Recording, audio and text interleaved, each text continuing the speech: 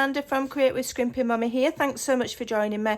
So I thought I'd come and do a little bit of my kind of matting and layering process on the inside of my journal for the covers and things and the pockets and the front cover.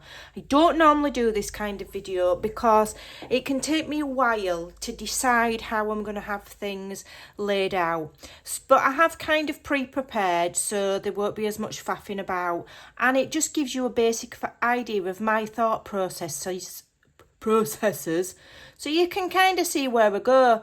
So when you're matting and layering a very basic piece, so if I just show you the back cover, I'm trying not to show you one of my fancy pages because that's a bit of a secret. So here I've done the back here. So literally all you do is measure your space and then you cut your piece 1/4 of an inch shorter on that side and 1/4 of an inch shorter on that side. That then gives you this nice neat 1/8 of an inch border all the way around. Okay, I've done the same there. This background pattern is perfect for this because, you know, sometimes when you cut your journaling pages down, they might not quite be the right size, which is why I always give background pages, because on a background page, okay, a journal page, you've got to cut the border off and you've got to kind of go that way, whereas a background page, you can do it that way, so you can cut longer pieces. Okay, so that's why I always give them. So, yeah. Now, another question that I was asked was, do we need to add something like corners to slip this into so it's not slipping about? I'm not going to do, I may well add a closure at some point, but by the time you've laid that paper in, okay, and you've got that together, you know, it's quite sturdy. It's quite sturdy. It's not going to slip all the way through, you know. It's really not an issue. It's not enough of an issue to start faffing about making corners to hold it. But if you so desire, you can. But what I may do, okay, is I may make a closure. All right, but I've not decided yet. So let's do some matting and layering together. So I'm just going to remove my journal block, okay. I'll do that if it doesn't take me too long to do the rest. I'm not decorating the inside of my spine yet. I've got my piece cut and I've cut it from the same paper as here so that it all flows. And I've literally cut it. So the spine measures, if I remind myself, it's 1.5, is it? I can't remember. I've slept since then. And also I've wrapped my fabric tape. It's 1.5 inches, so I've cut this to 1.25. Okay, and then we are 8.5 top to bottom for UK size. So I've cut it to 8.25. Simple as that, and it'll layer in there nicely. But I'm not adding it yet because I might add something on the spine there, like a ring to hang a dangle on, but I haven't decided. So if I do that, I want to do that and then layer my paper over the top. So I'm going to just leave this to one side. So as you can see, I have layered the journal cover, spine and back, front, spine and back, with this red card. I literally just found it in my collection, in my cardstock box. I just had a look. Now the reds in the kit are quite an orangey red. I wanted them that colour rather than this deep red to make the yellow shine, to make it a little bit more of a gold, make it look like it's gold, because obviously it's not, it's just yellow. Okay, but I thought this deep red just looked lovely, and it just so happens to be embossed. Don't ask me where it's come from, one of my friends gave it me. So what I'm going to do is, I'm going to do a bit like a scrapbook layout on here. So here's my thought process. So because I've got a black background here, I want it to match nicely, so I've cut some black matting layers. Okay, so this is going to be our first one. So you've got your plain background, and then your first one wants to be kind of like another background. So I'll give you the measurements for everything. So this measures, bearing in mind, you know, I'm UK size. So I've cut my cardstock to go on my cover to 8.25 by 5 3/4. Okay, 8.25 to 5 3/4. Then I've started cutting these smaller, so we're getting a bigger gap. Here we've got 1/8 of an inch. Here we've got, what have we got there? 1/4 inch. Okay, so we're going up a little bit. It just makes so you can see the red. So this piece here, if you want to do it exactly the same as me, okay, but have a play, you know, cut some black card, cut some images from your papers, whether you're using my papers or any papers, and have a play. So this measures 7 3/4, okay, by 3. And then I've cut a piece of paper to go on there, so that'll be 2 3/4 by 7 1/2. We're going down 1/4 inch, and that will layer on there. Okay. So let's. Have I inked it? I think I've inked it. Where's my inker? Here we go. I'm inking the edges to stay consistent with the look of my journal because I've inked inside. Okay. I've previously actually glued this piece because I was going to use it for something else, and then I changed my mind. But because it's on cardstock, you won't see any lumps or bumps. It'll be fine. So I'm not wasting this piece. I've trimmed it down to use it. Okay. Let me just move my cover out of the way so I don't accidentally get glue all over it. So that's my first piece. Okay. Like so. Try and get it straight. If you've not cut it exactly perfect, don't worry, but try your best. Okay. Let me just get my bone folder. I'm just going to give that a squish. Oops, too much glue on there. Far too much glue. Let's get rid of it before it dries. Okay. And I'm happy with that. That's fairly straight. So I'm going to put this onto my cover. Okay. And I'm going to make sure that I've got an even border top and bottom, or whatever gap I've got top and bottom, I'm going to have the same there. That just makes it so it looks like that's how it should be. If you know what I mean.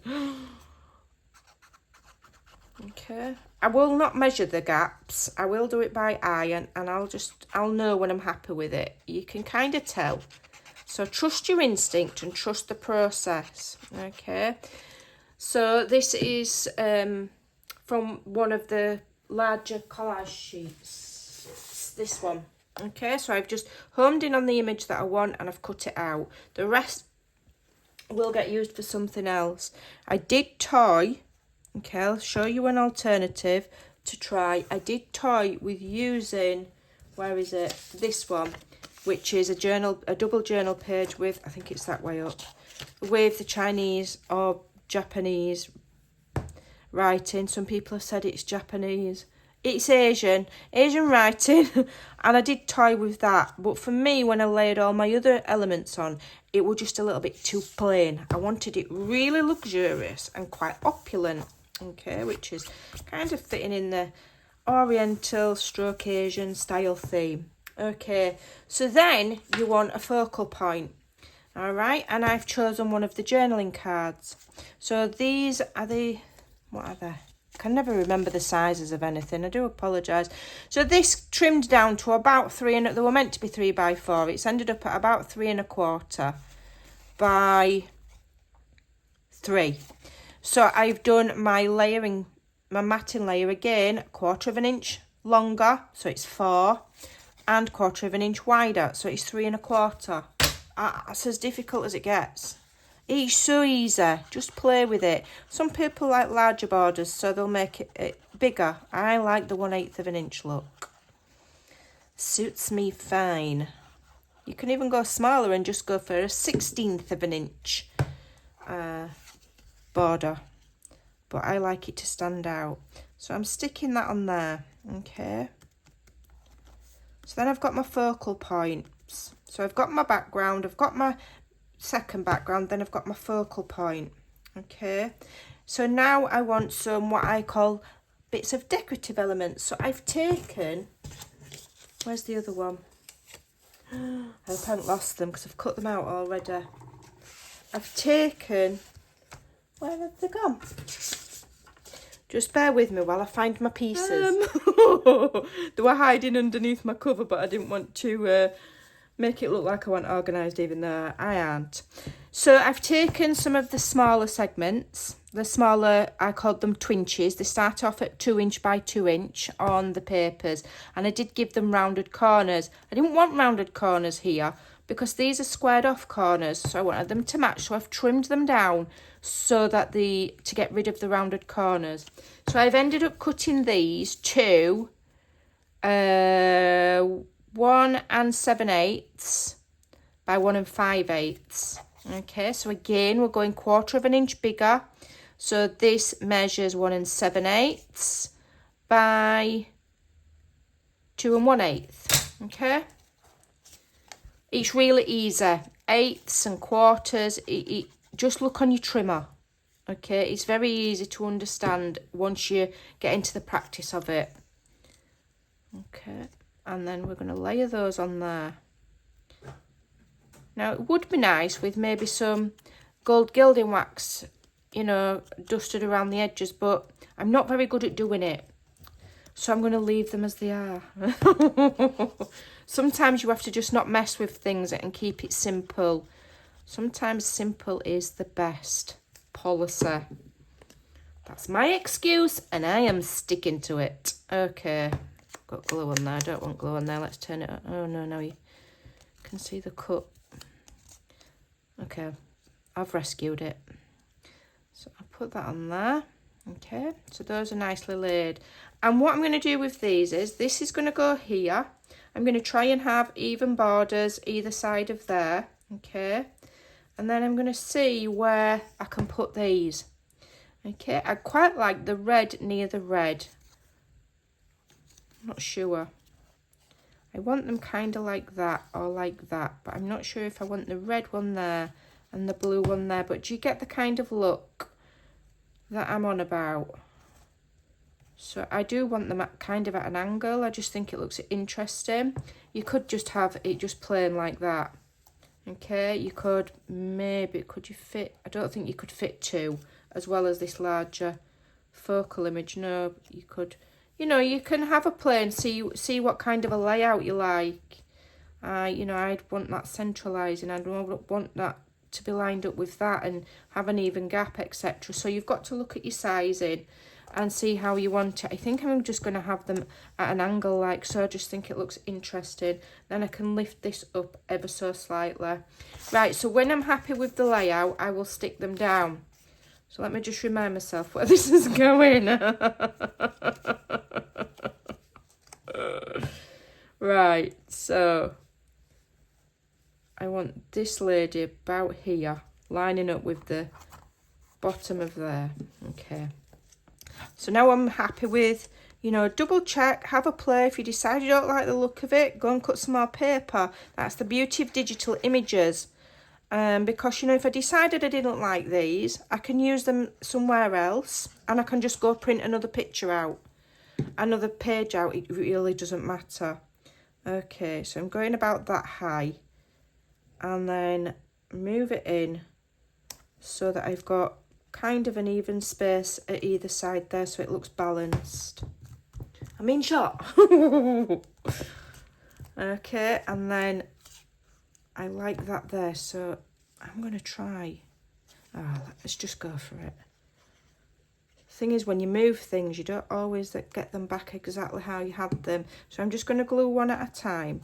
I'm going to put this lady round about where I want her and then slip this one underneath to try and remind me. So I've got them kind of staggered like so.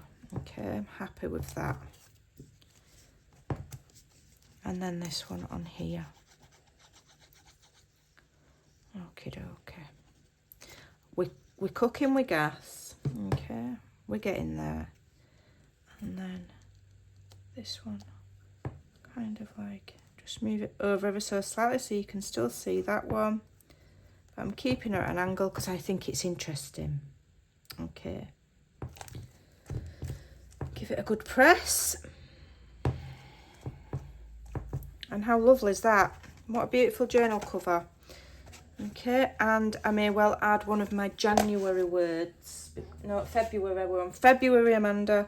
February down here. I'm not sure yet. I do normally like to put them somewhere so you can see, you know, what month it is, but we'll see. So let's just do, whilst that's drying, we can be getting on with the pocket.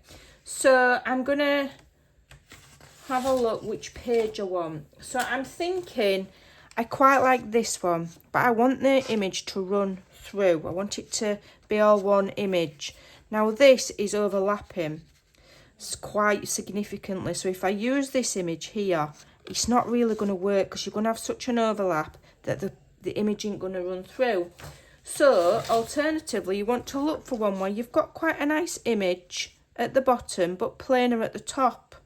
Okay, so that, you know, it's fine if that's plain at the top. We can always add something else on.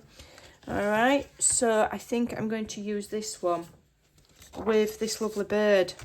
So what I'm going to do first of all is I'm just going to trim it.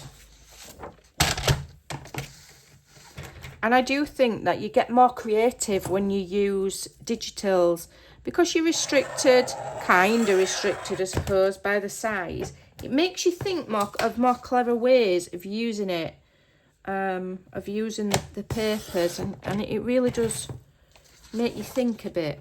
I think it does. You know, and rather than just going out and buying packs of embellishments and, you know, you buy the 12 by 12, you buy the chipboard pieces, you buy the stickers. It's all shop bought.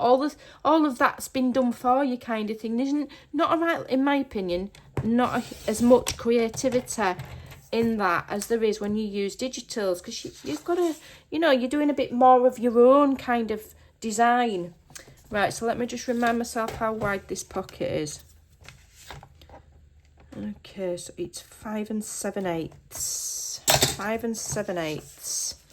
So 5 7/8 is there, minus 1/4 of an inch. We're going to 5 5/8. Okay. Be fine. Okay. Yep, that's fine. And then the height of my pocket. Again, I'm going in with my ruler and measuring it. It's 6 inches, so we want 5 3/4. Okay, so we want to cut off the plain bit at the top, so we're putting our image that way. Don't cut it the wrong way. 5 3/4. Let me just check.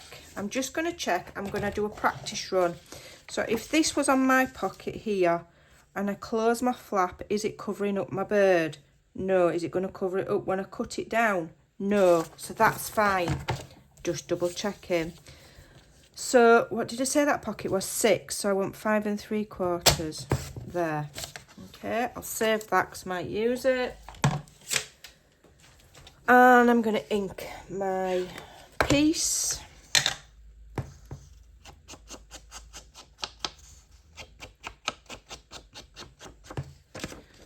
Don't know what kind of closure I'm going to do. I haven't decided.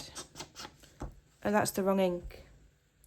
That's the oxide. I don't really want the oxide because it comes out a tiny bit orange for my liking in the vintage photo, whereas the normal ink, distress ink, has got more brown in it. But that's, I could be making that up in my own head. I could be making that up in my own head. I think it's just because the oxide's dry, chalkier, so you get a slightly different look.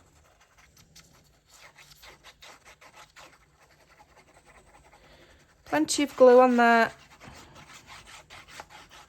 And I'll line the inside of the pocket because we don't cut corners.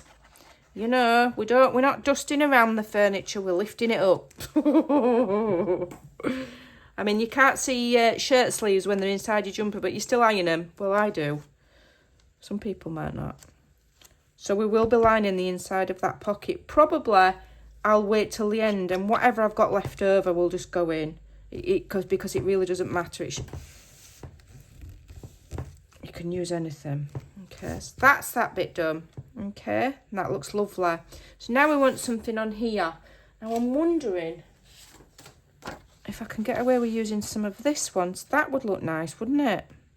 But will it look rubbish when it's cut down? Well, the only way you're going to know, I've got quite a big thingy there, haven't we? Let's have a look what we've got.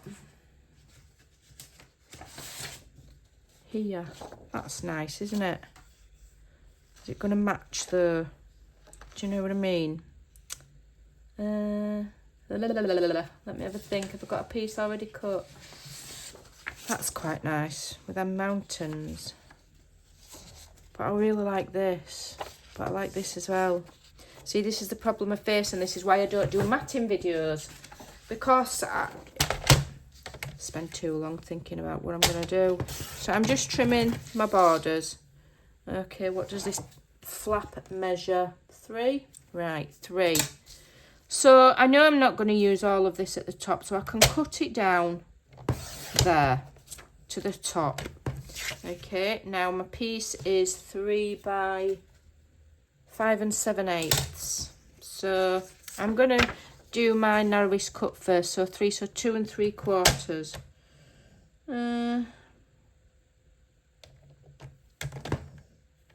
Yeah, well, that'll look all right.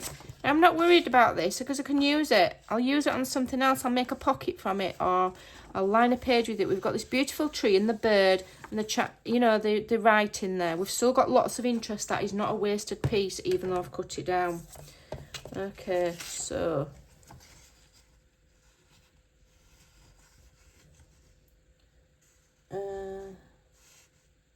I'm just going to trim some of this tree off, just because the tree is larger than the image. So I'm going to cut some of that off, you know, and I'll lay it back on, and I'll have a look, and I'll see if I like it. So if I'd have left it with the tree, it would have been further out here, and I just think it flows nicer because this is plain. It flows nicer to go up to this plain bit rather than it being the image all the way across, if you get my meaning. I know what I mean. It's all about balance. Right, what did I say that was? 5 7/8. So we're going to go down 1/4 inch.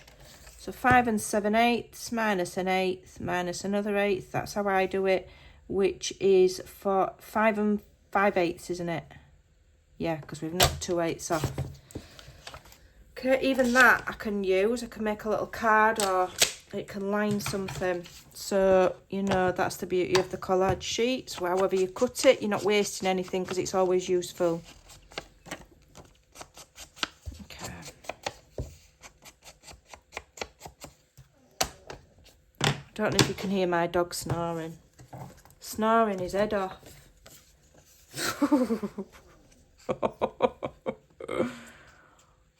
You might not be able to. Sometimes I think background noise is really loud, and then when I watch it back, it's not.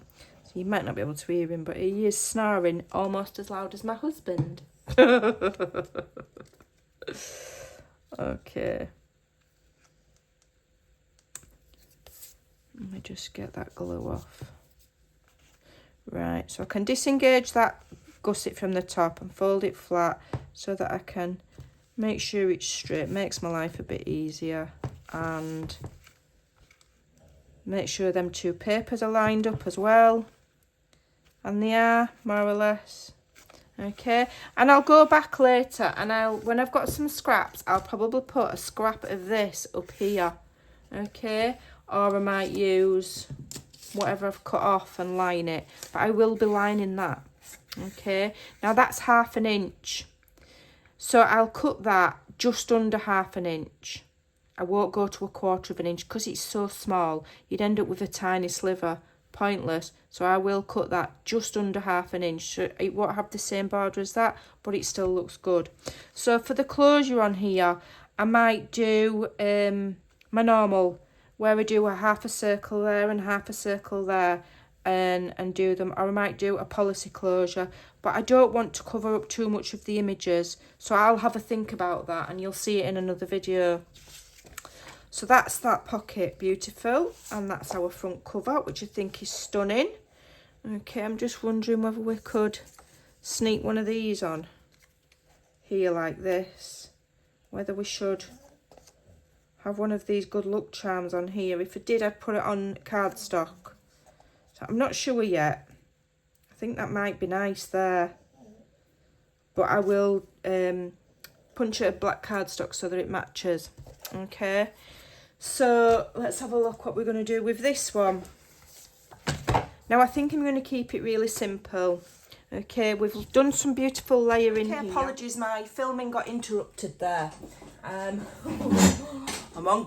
was on grandma duty, and my alarm went off to go and collect my grandchild from nursery. So I kind of did this when I got back, so I've not shown the process, but it's super simple. I've used a piece that I cut off, I showed you earlier. I've used one of the background pages again, and I've cut the background page 1/4 of an inch smaller. And then this one, I've measured my background page, and then I've gone 1/2 inch. Okay, so that I've got 1/4 of an inch border, just so you can see that background layer, and that looks really nice. And then I've aligned the spine with the same. So when you take the journal block out, you've got this, and then you've got the back. So it all kind of just flows and coordinates. Okay, so I'm going to leave it there for today.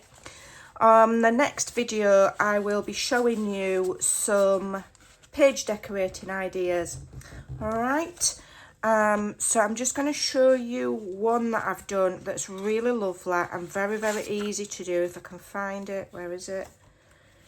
Let me see if I can find it, because it's really such a brilliant idea, but it's so simple to do. If I can here we go. Are you ready? So we've got a pop-up page. All right, now that looks absolutely gorgeous. So in my mind, it looks like, you know, one of the Chinese kind of room dividers, and I've layered the 2-inch rounded squares on there. I found some gold effect cardstock there to layer them on, and I've trimmed some images from some leftovers. So this is made really simple. I've made sure that it's gone in the centre of a signature with the lovely collage sheet, so you've got a nice background. And all I've done, literally, if I just show you, I'll show you with this. We'll pretend, no, I don't want to waste it. Let me get an A4 sheet. So all I've done with this to make it, I'll quickly show you. I've printed the background out, okay, I folded it in half, like so, all right, and then I have folded it in half that way, okay. So simple. Okay, so that you've got this like a W. Okay, I've cut it down shorter, as you can see. Yeah, cut it down. Let me give you the measurement if you want to make it the same. I've cut it down to 6 inches. And then I've used one of my dies. I've put it through, so I've cut it down to 6 inches, and then I've just used a label die, or you might have a punch. So have a look what you've got in your collection. I put the label die on the bottom of there once it was cut to 6 inches, just a little bit of it, just to get this effect here. And because it's only paper, your die will cut through all layers, so it'll be exactly the same. And then just layer up with these, okay. And it looks super lovely. And then all you need to do is put it in your page and have a look. And I've glued it, you know, not flat, fold it so it's like that, but make sure that when your page is shut, obviously, that this doesn't protrude outside, and it doesn't, okay. And I've just literally glued it there. Now I've just glued a strip on each side, so you could actually use it to, you could actually slip a tag down the back of there if you wanted, and it will still all close, okay. So that's a really lovely idea that I've come up with so far. So that's it for today. I will see you in the next video. I may well have done a lot more completion and just be giving you a flip through so you can see my decorating ideas rather than a process. So I hope you enjoyed that. I hope you'll give it a try, and I'll see you very soon. Bye for now.